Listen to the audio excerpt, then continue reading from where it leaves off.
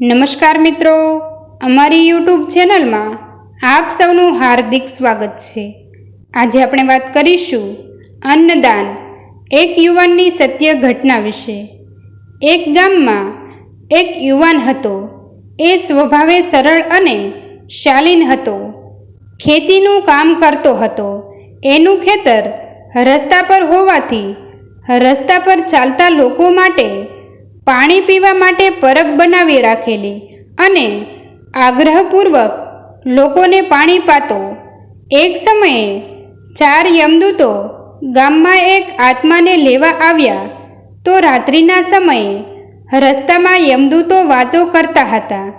આ યુવાન ક્યારામાં પાણી છોડતો હતો।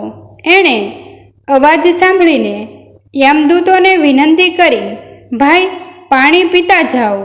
યુવકને ખબર નહોતી કે આ યમદૂતો છે, તો યુવાને યમદૂતોને પૂછ્યું કે ભાઈ, આટલી રાતના તમે ક્યાં જાઓ છો? યમદૂતો કંઈ પણ બહાનું કાઢીને જતા રહેતા। પછી તો અઠવાડિયે 15 દિવસે નિત્યકર્મ ચાલવા માંડ્યું। યમદૂતો અને યુવાનની મિત્રતા વધતી ગઈ। એક દિવસ યુવાને યમદૂતોને પૂછી લીધું કે ભાઈ, તમે અઠવાડિયે 15 દિવસે આવો છો, પણ તમે છો કોણ અને આમ રોજ રોજ ક્યાં જાઓ છો? યમદૂતોએ કહ્યું, ભાઈ, અમે અમારા કામથી આવીએ છીએ ને કામ પૂરું થાય એટલે જતા રહીએ છીએ। પેલા યુવાને જીદ પકડી અને કહ્યું, અરે ભાઈ, આપણે હવે તો મિત્ર બની ગયા અને મિત્રો એકબીજાને સમજી શકે છે, માટે આપ કોણ છો એ તો કહો। જ્યારે ખૂબ આગ્રહ કર્યો ત્યારે યમદૂતોએ કહ્યું કે અમે યમરાજના દૂતો છીએ અને મૃત્યુલોકમાં જીવાત્માનું આયુષ્ય પૂરું થાય એટલે લેવા આવીએ છીએ। પેલા યુવાને કહ્યું કે મિત્રો, એવું જ હોય તો મારું મૃત્યુ ક્યારે છે એ મને કહો ને। યમદૂતો મૂંઝવણમાં મુકાઈ ગયા। પછી કહ્યું, સારું, અમે ફરીથી આવીએ ત્યારે તારા મૃત્યુની જાણ કરીશું। યમદૂતોએ યુવાનના મૃત્યુ વિશે જાણ્યું અને જ્યારે યમદૂતોને ખબર પડી કે યુવાનનો આત્મા આ 4 યમદૂતોને જ લેવાનો હતો, થોડા સમય પછી જ્યારે યમદૂતો આવ્યા ત્યારે યુવાને યમદૂતોને પૂછ્યું કે શું ખબર લાવ્યા છો મારા મોતની? ત્યારે યમદૂતોએ દુઃખી મને કહ્યું કે ભાઈ, તે રોજ અમને પાણી પાતો, મીઠી મીઠી વાતો કરતો હતો, પણ કહેતા દુઃખ થાય છે કે અમારા હાથે જ તારા જીવને લેવાનો છે। અમારા 4માંથી એકને છાપ બનવાનું છે અને તારો જીવ અમારે લેવાનો છે। યમદૂતોએ કહ્યું કે જ્યારે તારી ઉંમર 20 વર્ષની થશે ને તારા લગ્નની પહેલી રાત્રે અમારે તારા આત્માને લેવા આવવાનું છે। યુવાને કહ્યું, મિત્રો, ચિંતા ના કરો, જે કુદરતે નિર્માણ કર્યું હશે એ થશે, તમે તમારી ફરજ બજાવતા રહો।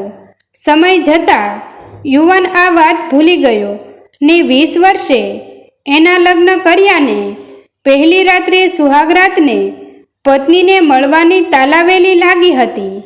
ઘરના ઉપરના ઓરડામાં પત્ની રાહ જોઈ રહી હતી ને યુવાન સીડીઓ ચડતો હતો ને પેલા યમદૂતો આવી પહોંચ્યા ને યુવાનને કહ્યું કે દોસ્ત, આજે અમે તારી પત્નીની મુલાકાત પણ થશે નહીં ને અમે તારા જીવને લઈ લઈશું। યુવાને ખૂબ કાલાવાલા કર્યા, પણ યમદૂતોએ કહ્યું, દોસ્ત, વિધાતાના લેખ પર અમારું કંઈ ચાલતું નથી। યમદૂતોને યુવાન જ્યારે વાતો કરતા હતા ત્યારે એની પરણેલી પત્ની સીડીઓમાં અવાજ સાંભળીને ત્યાં દરવાજા નજીક બારણા પાછળ ઊભી વાત સાંભળતી હતી। યમદૂતોએ કહ્યું, ભાઈ, હવે અમારામાંથી એક સાપ બનીને તને ડંખ મારશે ને તારા પ્રાણ અમે લઈ જઈશું। યમદૂતો અને યુવાનની વાત ચાલુ હતી ત્યાં ઘરની પાછળ એક ગરીબ માણસનું ઘર હતું.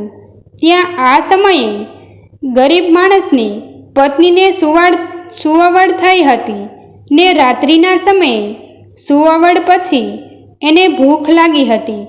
તો એના પતિને કહી રહી હતી કે કંઈક ખાવાનું લાવી આપો. રાતના સમયે ખાવાનું ક્યાંથી લાવે? પણ અહીંયા પેલી પત્નીએ યમદૂતોને પોતાના પતિની વાતો સાંભળી હતી.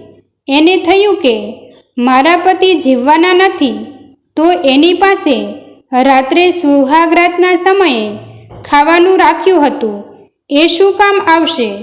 એવું વિચારીને એણે પાછળ બારીમાંથી સાડીએ બાંધીને પેલા ગરીબની પત્નીને આપી દીધું.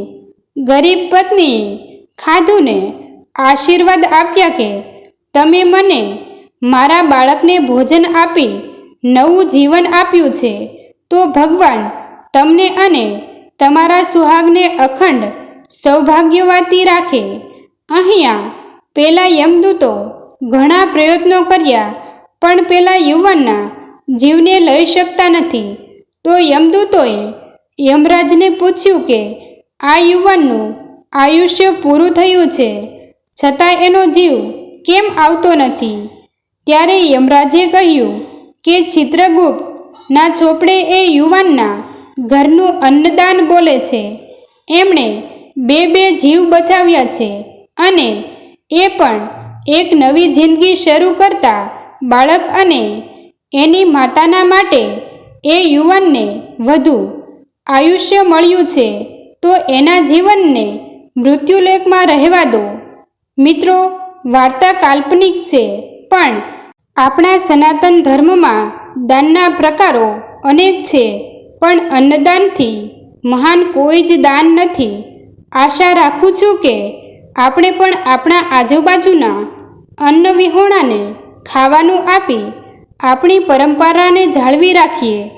મિત્રો, તમને જો આ વિડીયો પસંદ આવ્યો હોય તો વિડીયોને લાઈક અને તમારા અન્ય સગા સંબંધી મિત્રો સાથે વિડીયોને શેર કરવાનું ભૂલતા નહીં. અને આવા જ નવા જીવન ઉપયોગી, જીવનમાં કંઈક નવું કરવાની પ્રેરણા મળે તેવા વિડીયો જોવા માટે અમારી ચેનલ સાથે બન્યા રહો. થેન્ક યુ મિત્રો. મળીએ છીએ એક નવા વિડીયો સાથે. આભાર.